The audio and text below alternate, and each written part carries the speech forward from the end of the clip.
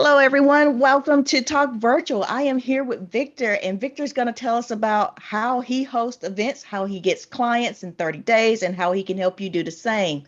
Victor, thank you for being up with me so early in the morning. Victor's on Mountain Time. He just told me he gets up at 4, and I'm like, wow, because I get up at 4:45. Yep. Yep. No, it's really funny. Well, thanks for having me. I really appreciate it. It's a fun. I love being able to talk about this. I think a lot of people overcomplicate things, or they tend to, right? And I think it has to do with a lot of the marketing we see out in the world today. It's just like you got to have like these funnels, and they're saying it's simple and easy, and then you open it up, and it's like this 30-page thing. And you're like, what the hell just happened? But truly, I'm going to boil it down to a very simple couple of things today, and it's two things, right? Of how we scale our business, how we implement it, and how we've scaled our customers' businesses and our clients' businesses. And it's do the simple things and do them more often. That's it. Thank you for coming to my TED Talk, right? So Yeah, I do really like that. I get caught up in automations and I get so excited and I just run through it, like just Mhm. really rush. And I'm thinking that's probably what I'm doing because I tell people that automation is really simple and easy. But since I kind of rush through it sometimes, maybe it's not. Maybe it's just my thing. That it's true. It's possible. So like here's because I get this question all the time, right? Of what's the best like platform to market on, or what's the best marketing tactic or strategy? And my answer is always like the one that you'll do. Um, that's the one that works. Promise. I guarantee, like 100%, that's what will work for you. Because if you are not willing to do it, then it's not going to work for you. You're going to fight it and resist it, then it's not going to work for you, right? Like our clients, the majority of our clients advertise on Facebook and Instagram. However, we're not like tied to that particular platform. Some are starting to explore TikTok now. Like everyone, I'm sure everyone has seen a lot of ads like it's super cheap. I'm like, yeah, but there's a whole strategy involved with it, and there's like fundamentals that we need to go through as well. However, um, we do like the Google and YouTube ads as well for clients because that's their platform, right? That's what they feel comfortable with. They like to be on camera and create content like that, so it works for them. They don't want to be dancing around on TikTok and like doing things like that and creating stories that way and reels. So it doesn't work for them, and that's okay, right? But you're unique as a business owner, and so you need to do what works for you, and that's the marketing that works the best for you. Yes, the grass is always greener where you water it. So Yep. wherever you're going to put in the Yeah. most effort, that's where it's going to work. I like That's right. that. Well, Yeah. tell everyone how you got started with events. With events. So um I'll let me put some context around like why events personally I feel events are transformational. However, let me explain to you how I got to this conclusion. Um, like initially I started my agency. It was just a marketing agency. I was your typical like, yeah, I can run some ads for you, it'll be great, I can build some websites and all that, right? We did that for a couple of years, and we started to see like a lot of success towards like a year 2 or 3, and then around um, it was October 18th, 2020. Like that everything shut down. We didn't really feel much of a dip for us. We were actually having the greatest year ever.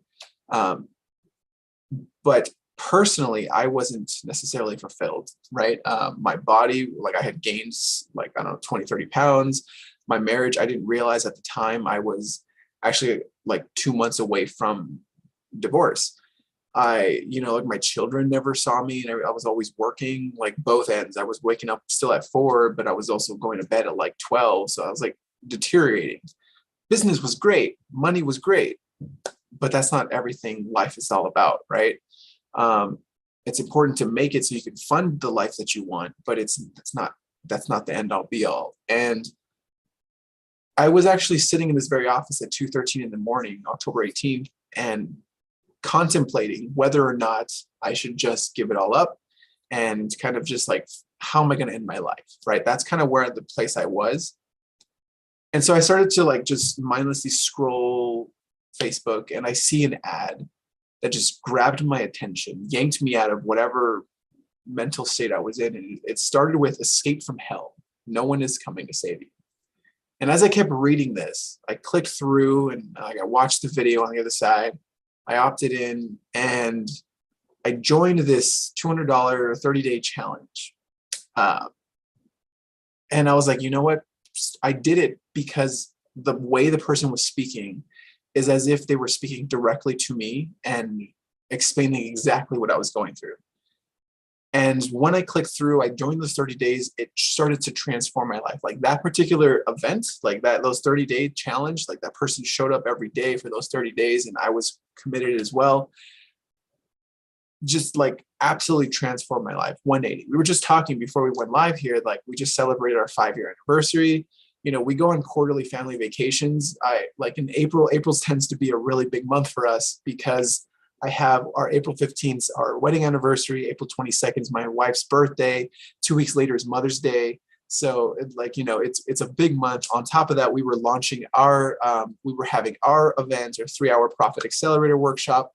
And then during the week of vacation, like, you know, I'd spend like 30 minutes in the morning, like in my 4 a.m. when no one else is awake, kind of writing an email or two.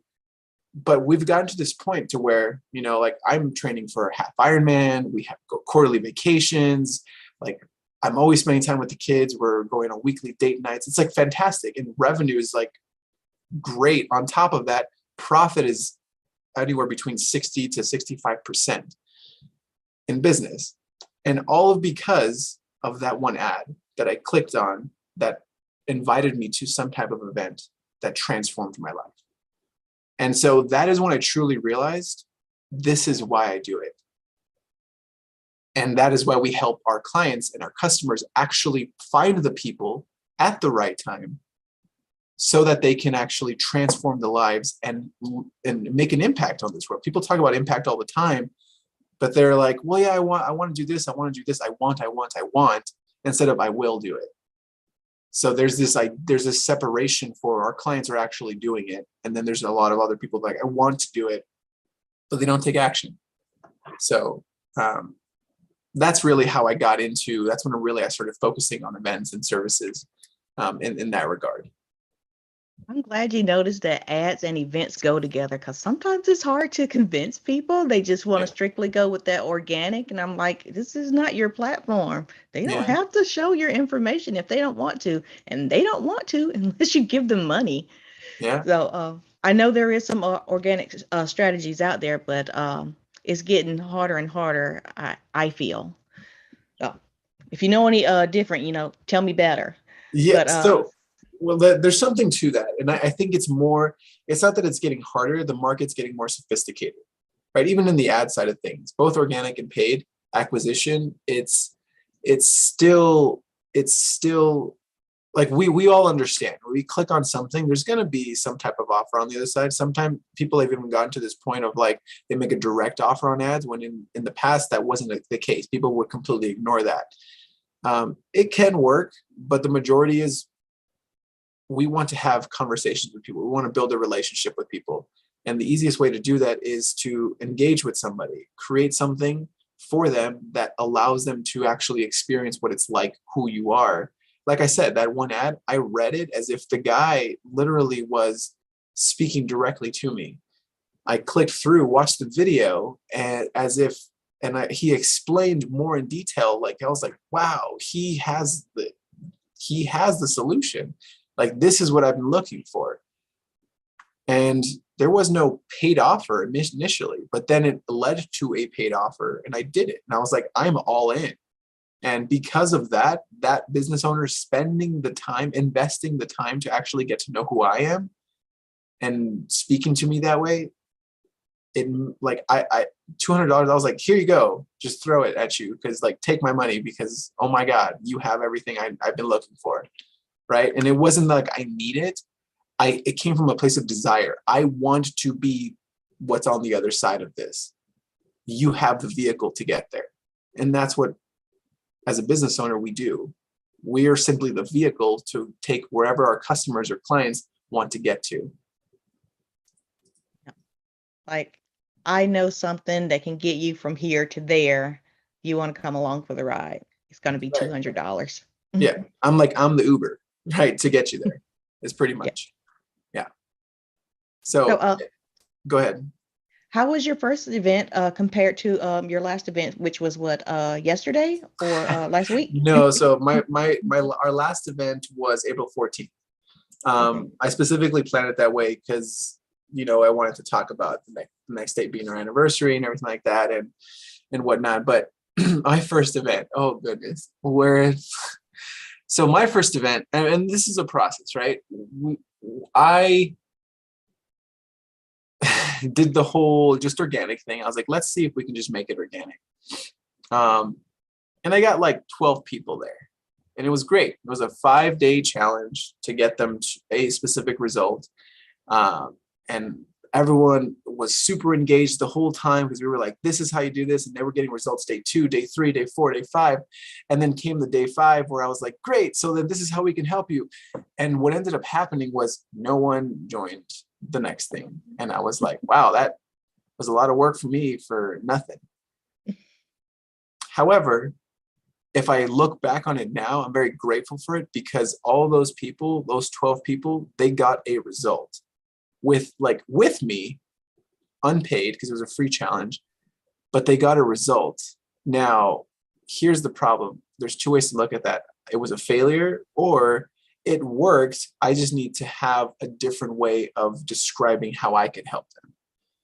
Right. And oftentimes we have some people coming to us, they're like, oh, events don't work because I've tried it. I've got all these people here and no one bought. It's not that it didn't work. Did they get a result? If they did, it did work, right? That was the purpose of that particular event, that challenge, that workshop, that 3-day event, whatever it was. That was the purpose of it, right? To help them. You just didn't portray your particular vehicle as the best vehicle to get them to where they wanted to go. And that's a different problem, right? So today, this time, this last one that we had, April 14th, we had about 75 people register. We had 28 to 20 to 30 people in there at a time. It was like the last 2 were kind of like in and out. It was a $20,000 launch after that, right? That was the result. $20,000 in revenue. It was a small event, small 3-hour workshop, and then the profit was $9,600, right? So that's take home after I paid my team and all the fulfillment and everything else. So it's it was a great event for us, and I was like, wow. And I'm about to go on vacation, so it was fantastic. So it was great for everyone, right? Everyone got an initial result. Everyone walked away with a result. And if they decided to work with us, great. If they didn't, great. That's okay too. But they got their result that they came there for. So, from back then to now, big difference. Yeah. How did you know when it was time to hire a team? In what regards? For the fulfillment or for the actual event? The event. So for the actual event, I still run kind of lean. I don't necessarily run those big we see on screens. People have multi TVs. Not yet. Perhaps one day. It's not necessarily something that I strive to.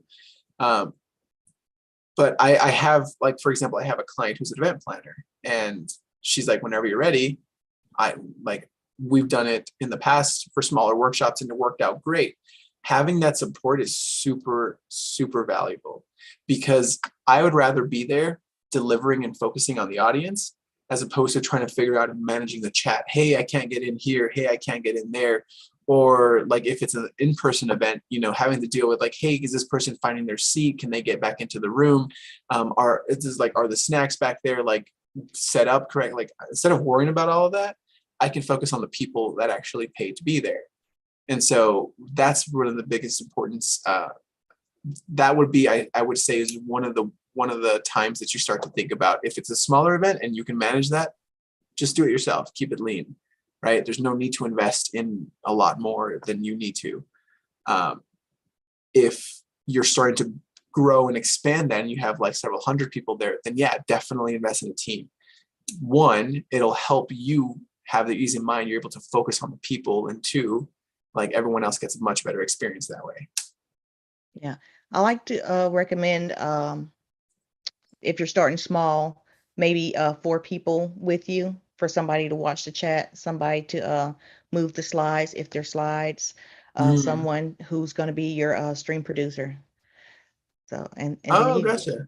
Yeah, no, I mean, like, I see how that makes a lot of sense.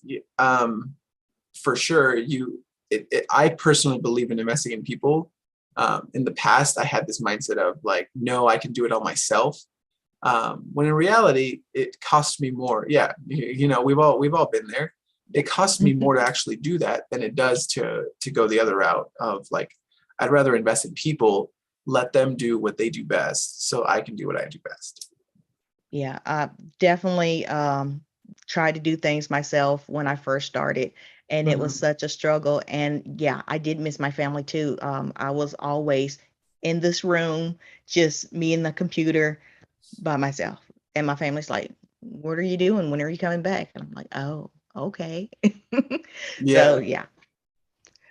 So how many events you think you've ran since you started? What was it, 2019 or 2020? Since we've been in business since 2015. Okay. But since I started running events, the first one I think was 2018. Hmm. Um, it might have been 2017. I don't know. It was like the tail end. It was like the Q3, Q4. So I forget if I think it might have been 2018. Anyway, I started with like challenges, and then it became workshops, and then like I still do workshops, and then I did like half day intensives. I'll change it up from time to time, but for the most part, yeah, it's I don't know. I would say a good like 10 to 20. I haven't run too many. I don't personally run too many, but when we do, we make sure that they're very valuable to the people showing up. Do you have a favorite as far as challenges or workshops or intensives? I personally like workshops and intensives, specifically because I used to run like master classes, and those are like webinars or something like that, right?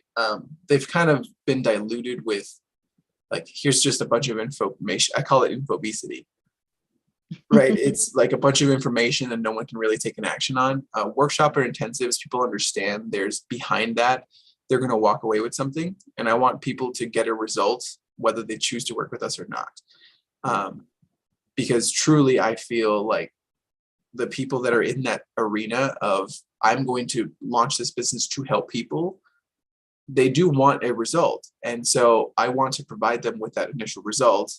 Again, whether they choose to work with us or not, that way they can make some progress, right? I did not waste their time.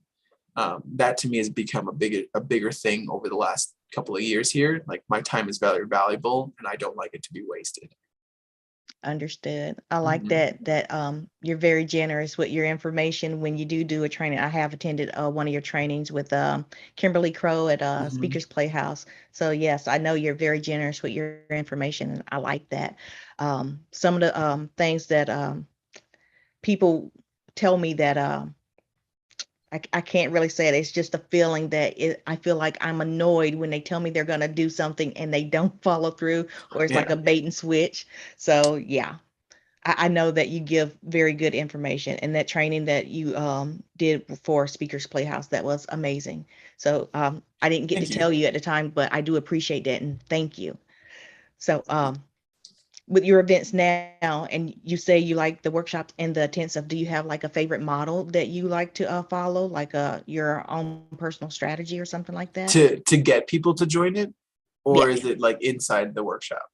like to get people to join, and then I'll ask about the latter part. Sure. So as far as getting people to join, with the recent one that you attended with Speakers Playhouse and Kimberly Co, um, Kimberly and I have been talking for a while. She's been wanting to work with us, but she doesn't know in what regard. So I was like, I'll tell you what, I'll invest in you guys first. Was that fair? And she was like, yeah. And so we did that. And I was like, I'll give you a win-win for your community. Um, and she ended up actually joining what we offered on the back end, because she was like, this is exactly what I've been waiting for. So it was great. As far as getting people there, that particular event was focused on more like affiliate organic. I didn't personally, I guess I did run a few ads, but that was to my list. But it was more, what we did was focus on giving them what they needed so they can actually talk about the event and market for us via emails to their people. And as we showed up weekly, as we had like a good 4 or 5 week runway leading up to it. So that way I was showing up every week and talking about it and talking with people back and forth. So we kind of did that route, right? We got 75 people registered. And that's a great turnout, I think, for most people. Like, I didn't spend a dime on ads. Oh, that's a lie. I spent about $100 just to market to my list. They didn't know about it, but it was kind of more of like the last 2 weeks. Some people joined, some people didn't, but that was it. But that was more of like me just talking to my list more than anything. So I don't count that. Outside of that, though, there was no money spent on ads. We got 75 people registered, now 75 people in my world, 28 to 30 people actually in and out of the workshop. And it was a great result. However, generally speaking, the way I like to run events and fill events is when we run ads, we first identify what your big promise for your event is. We, from there, work backwards to meet people where we want to meet them, right? We'll end up creating some kind of video from that big promise of like, this is why you need to be here. This is what it will solve. And I talked about in the workshop where we expand the problem, we talk about the possibilities, and naturally people are like, well, how do I get to that possibility? And that's the invitation to the event. With that, though, when we take it one step further and meet them again, like, well, here's a resource, some kind of lead magnet or download or something that they can take action on. And we talked about this again at that workshop, right? It's something that's short, that's actionable, that's goal-oriented and easy for the person that's never experienced you to consume in about 3 to 5 minutes and then take action on and get a result in the next 10 to 15, right? So that gets them into your world. And if they don't join this event, now you've built a group of people that have shown interest in that particular topic because maybe the dates didn't work. That's not always the case why people don't join. They're like, oh, shoot, I would love to go, but the dates don't work for me. I can't commit to that. So then people are like, oh, well, see, it didn't work. No, it just means that they couldn't make it. So run it again next time and invite them again next time. But now you have them in your world. You're talking to them. By that next time, you've talked to them a lot more. They've experienced, have conversation with you, and they're able to actually make a much easier commitment to going to your event. Yeah, I like to tell people when you're hosting an event, write down the things that you want to happen for your goals, and then write down what actually happened. And after it's over, review it and see what you can change or make different. Yeah. So what's your favorite model when you're hosting the workshops? So hosting the workshops is one, I like to start with an introduction, more of like a set the tone. I think I did this at this past workshop. I was like, hey guys, we just came from like this super high energy place. We're going to have high energy here. However, we just need to transition. So I set the tone. I was like, let's take a couple of breaths. Let's get grounded on like, why is it? And we were really focusing on creating profit, right? So like, why is it that you want to create profit? Like, what is it going to do for you? And if it's just to make money, that's cool too. Some people are just in that phase of business. That's okay. But other people are like, I want to be able to increase, like they're making revenue, but the profit's really low. So it's like, well, if we want to increase our profit, this is why we want to do it, right? So it gets them grounded on where we are. And then we look at where we're going, and then we bring it back to the middle of like, let's now get into the content of how to get there. And that's generally how I follow the format. That tends to give people, again, very similar to how I do all my marketing. Introduce what the problem is, like that's like getting grounded. Where are you? Talk about 80% of that. The other 15% is like, well, here's the possibilities. And then you have like 4% of like, here's the how.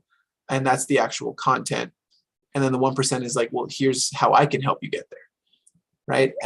And it makes it easy for people. People are more inclined to understand it and actually take action, because when you're able to explain the problem better than someone else can, everyone's like, obviously you have done this and solved it. So how can you help me with that? But when you were doing the presentation at the event I attended with the Speakers Playhouse, I like Yeah. that you were drawing out everything, and when somebody had another question, you go back to that slide, you erase some, and you rewrite it again, like a reiteration to help them remember. I thought that was Oh pretty yeah. nice. So for me, I'm not a huge fan of slides to begin with, just because we've all seen it there. And here's what I think tends to happen with people with slides. Well, they'll tend to just read what's on the slide, and so it's not very interactive. I was like, I know how to read. I can read what you have on the slide. I actually draw as I'm explaining it. It was, I can't coin this phrase, but it was told to me by a man named Simon Bowen, and he says, when you draw people in. The reason for that, and I agree with this, is I'm able to draw. We're all visual people. We understand the words and everything like that.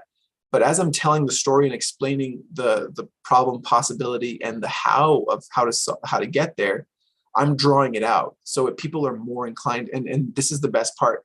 I guarantee you I saw some people like taking pictures and whatnot during that. They were like, oh wow, and I got to this place. We started with a line and it ended up with this diagram, and you saw how we got there. So it wasn't like a slide that says like, here's this and here's how you get here. It's you saw me actually take you through that and how to do it. And everyone had specific questions on like, well, there's this part, and like, can you talk more about that? And so we went back and we did that. And like, that's why I do it that way. If I could find my notes here, I would show you that I was drawing with you. Yeah. So yeah, it does bring you into it, because Yeah. that my notes are my drawings. And I promise you, like, you probably remembered a lot more of what I talked about because of that, correct? Yeah. Yeah.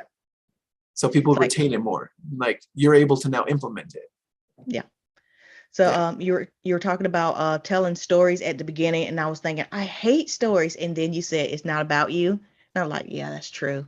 But how you got me in, and like the stories you were telling, they were really interesting. But some people I do find kind of boring. I just want to get to the information, and I'm like, I stayed there the whole time because you were telling good stories, and I was able to follow along with you because of the drawings. Because yeah, I doodle also.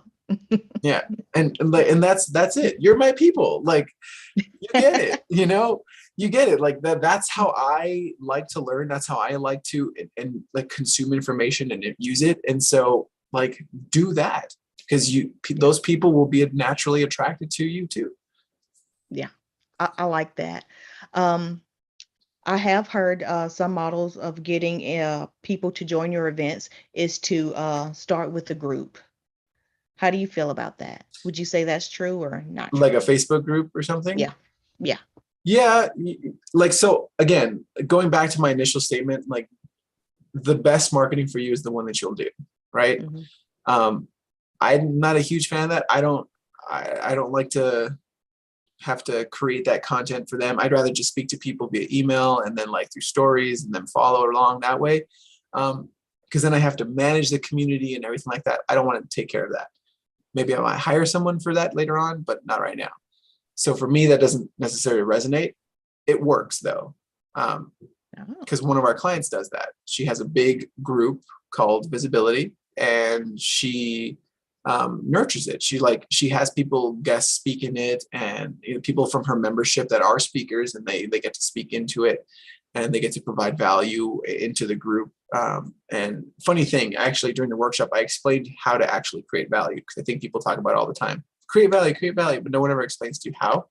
And I actually broke it down into like, here's the formula. Literally do this, and this is what creates value. But yeah, so like, groups work. They do. If you're committed to managing the community and consistently showing up to leading that community. If that is not you, do not waste your time. Yeah. I do. How I'm sometimes it's hard to explain, but I want to be omnipresent.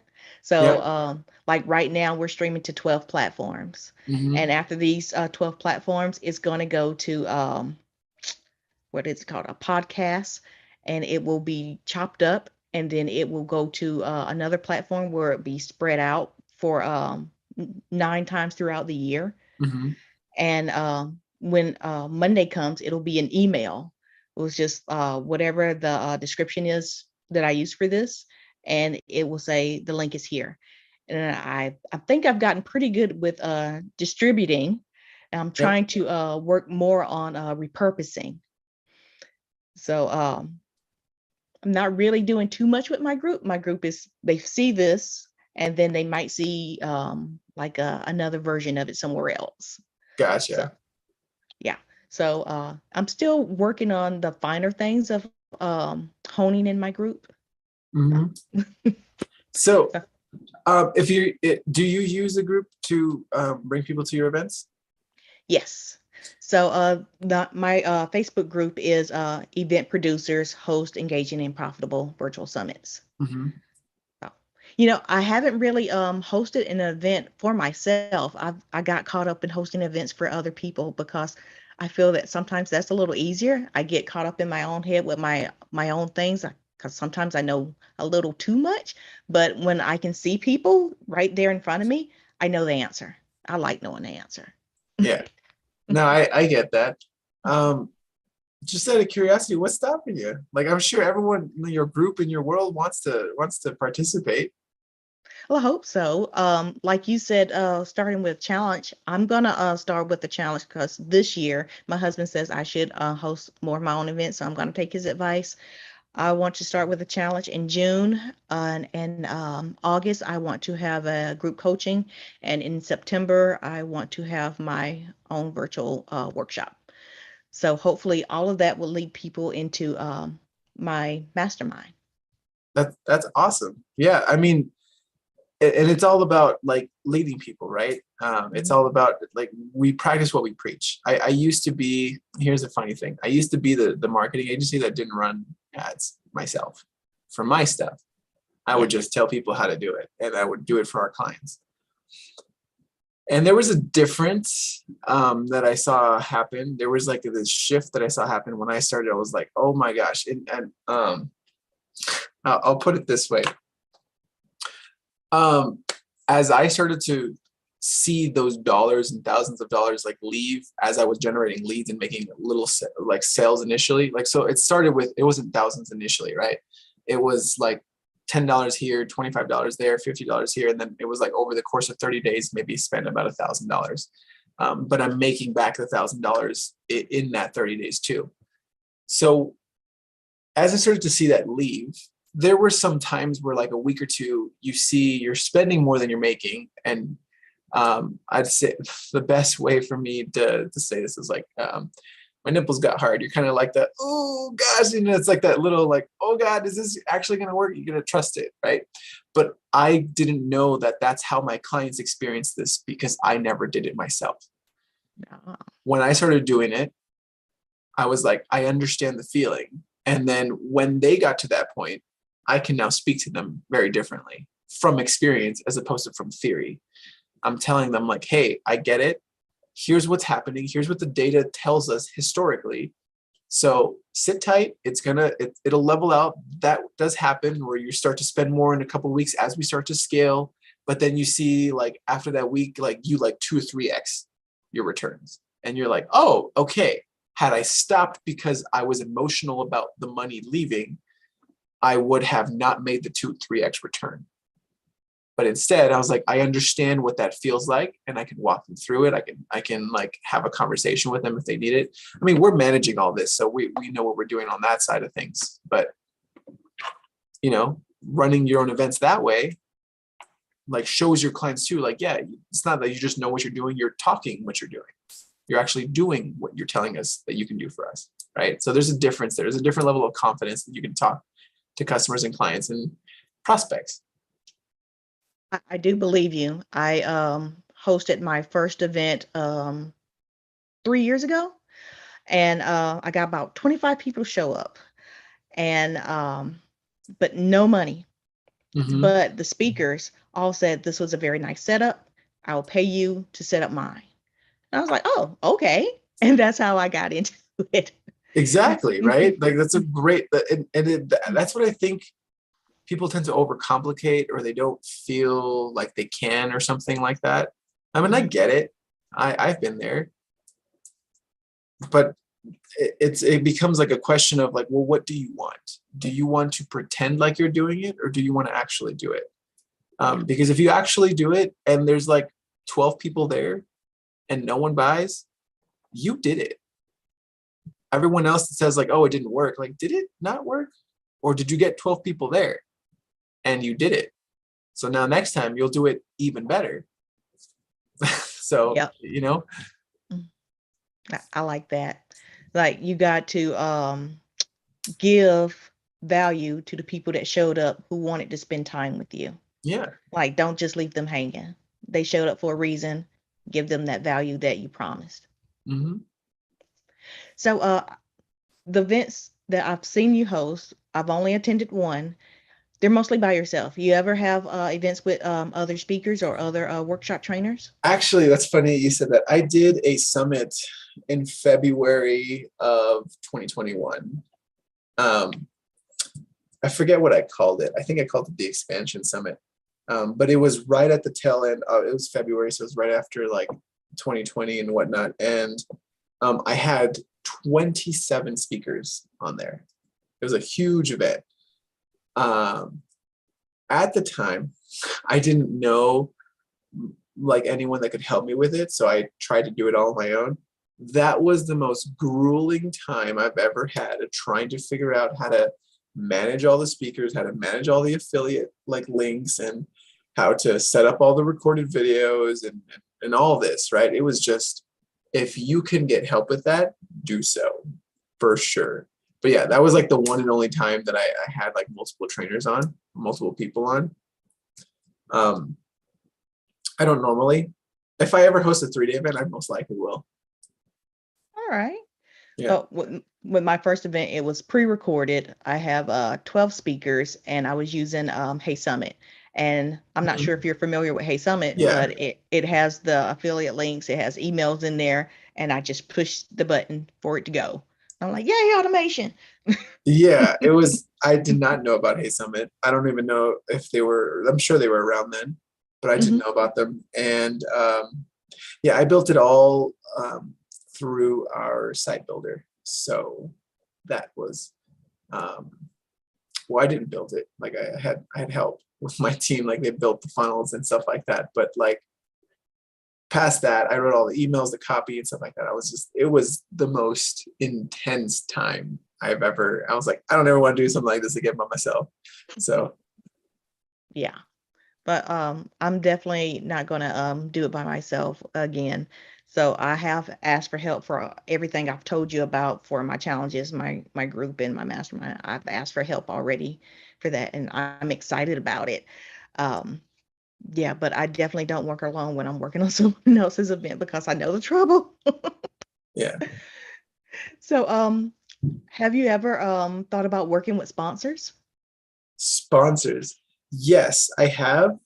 Um, I see, I understand the model. I've never worked with any sponsors. I've been the sponsor most of the time.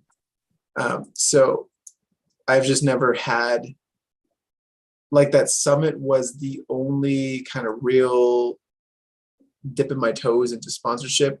I had a couple of people like pay to be there. The majority were like colleagues and clients and stuff like that I had asked them like, hey, would you be willing to participate in this?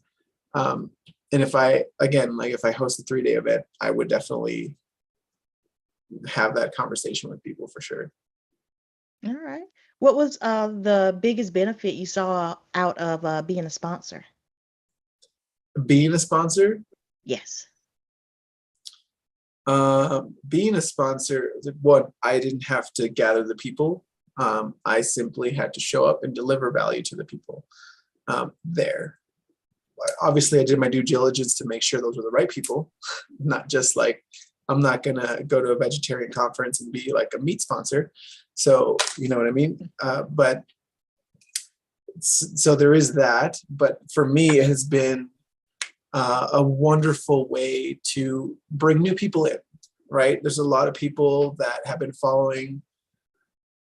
For example, one of my first sponsorships was 2018, and that was a big 3-day event that I had gone to for a client, and they this person, a lot of people have been following them for years, and some people just couldn't afford their program or didn't want to invest in it or whatever the case it may be. But then they got into my world, and they were like, wow, you actually helped me get to that point where I can invest something like that. And I'm like, there you go. And that has been one of the greatest things that I've gotten from that, a lot, as well as a lot of friendships with the event host and things of that nature. So you do a lot of networking when you sponsor events, or just attending events, period? I used to attend events a lot. I don't as much anymore. I'm very particular with which ones I attend, or if I'm just running my own. Mm-hmm. However, when they were in person, I would definitely network a lot. Here's what happens as a sponsor. You tend to network more with the other sponsors and the event hosts. So you're kind of this, like, there's like this veil that separates you from the general audience to everyone else. So there's a different level of networking that happens in that level. Doesn't mean I don't network with the general audience, because I do. And I have like I'll even tell people, I'm like, hey, I'm thinking about, I'll buy everyone lunch today. Like, if you want, like, we'll meet here and then we'll do something like that. And then we'll go off and do that. So it's a great way to bring like that general audience to get to know you more intimately too, in that regard. As a sponsorship, one of the things that I've done in the past to be able to do that. So it's, but yes, I do, to answer your question. I realize that was a long answer. It's all right. Your answer did make me think of AirMeet. I'm not sure if you're familiar with that event program, but when you said veil of separation, in AirMeet, there is a booth section for sponsors, there's a lounge for guests, and there's backstage for speakers. And sometimes the speakers just hang out together, Yeah. and it takes them a while to move to the lounge to mingle with the guests, or hang out with the sponsors. But I like that idea. And now that you said that veil of separation, I think I'm going to use that as part of my advertising There you for go. speakers, that you get to mingle with the other speakers like that. Yeah, without running into attendees. Yeah. Yeah. Mm. So, and that's one of the cool things about events. Like, again, events are transformational. Personally, like, I believe that wholeheartedly, because they bring friendship, they bring connection, they bring like partnerships, like a ton of things. Yeah. Like I tell my mastermind members that I want to be the best linchpin they've ever known. And that's one of my things, is that I help them meet other like-minded people that will help them move along with their events. Oh yeah, I definitely believe that. Mm. So I'm curious, did you want to really have me unpack a little bit more of like how to get people to events today, or was it more along the lines of speaking specifically of how to use events to convert people into customers? How to get people to events. How to get people to events. So Yeah. I talked about, you mentioned Facebook groups earlier, and that is a strategy, like, get people in there. You nurture them, and then when you have an event, you change the banner, you start talking about it, you go live in the group, and you have like invite people to Zoom calls there, and then you just get them to do it that way, right? That's the simple path for groups. The other path that I talked about was the way I like to do it, where when we're running paid acquisition, simply lead magnets to some kind of download or resource that's short, actionable, goal-oriented, and easy for people to consume and implement in 10 to 15 minutes. The thank you page is like, hey, it's like a short video of like, hey, great, you're gonna get your thing in about 12-15 minutes. And then we're using a what I call a 7-minute automatic revenue video.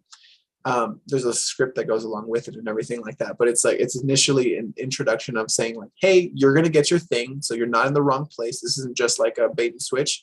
Just so you know, you're good. Thing you got, ask for it, you'll be getting it in about 15 minutes or so.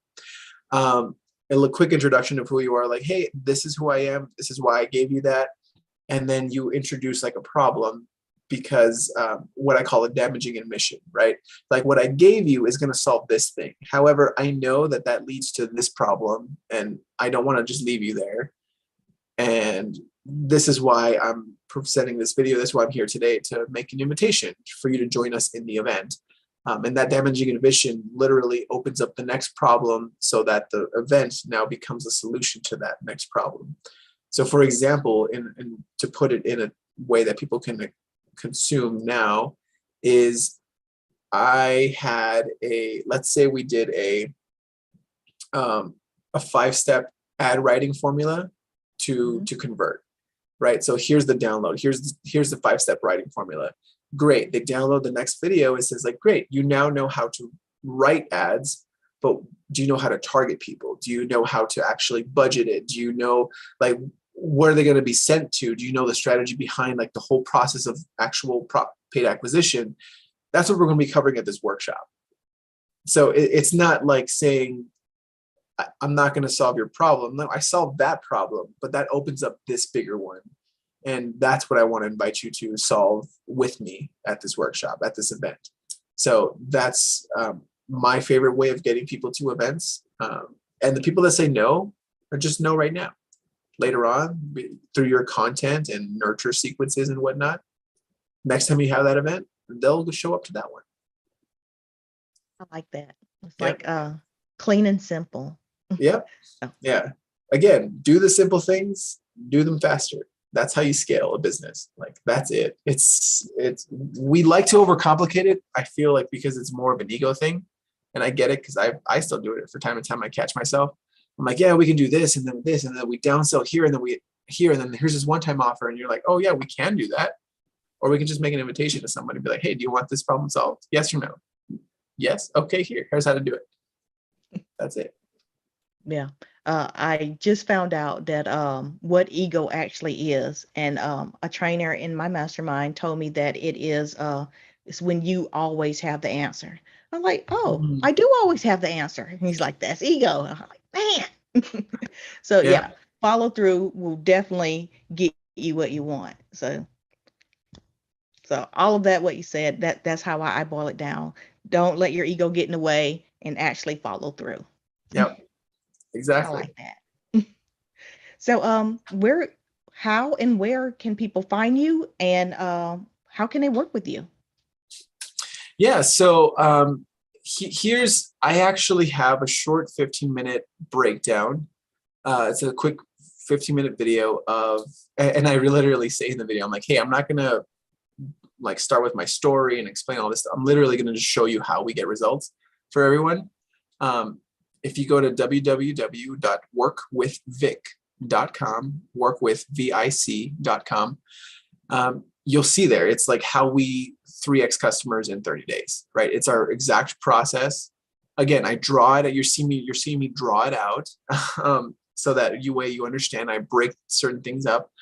And then there's an invitation to get on a call with me if it makes sense for you. If you're in a place where you'd rather just have us do it for you, the invitation is like, get on a call with us to see how that would work and how it would make sense. You don't have to schedule the call. If you want to just implement what you see in the video, go implement what we see in the video, and you're able to get, you will get results, guaranteed. Is that the link you gave me to share? Because I've already shared it, but I want to share it just in case. I believe it is. Yes, that's generally the one I give out to everyone. Is this it? How we 3 times Yep, customers? that's it. Without losing profits. That is it. Okay, so everyone, it's already in the wherever you are watching this, it's already there, and it's the first line. This link goes to this page, and there's some of your drawings. Yeah, you should probably make these NFTs. NFTs. Yeah. Yeah. Well, okay. Tell everyone which social platform you hang out on so they can reach out to you. Majority of the time I'm on Facebook and Instagram. You'll see me like talking about client results, business stuff, life. You see like me celebrating my daughter's gymnastics and stuff like that. And then things like that, just life, right? That's just who I am. You get to see who I am in life. The real me, I guess. So on Facebook, Instagram, you can follow me at Ventobot, or if you look me up, Victor R Vento Jr. Feel free to search me on Facebook that way. I'm on LinkedIn too. I'm not as active on LinkedIn. So feel free to send me a message. That would be the best way to get my attention there, because then I will get a notification and I can check in on that. But I'm generally not as active on LinkedIn. I was gonna say I usually reach out to you on LinkedIn, so Yeah. I appreciate you responding back to me, because I now I know that that's not your hangout spot.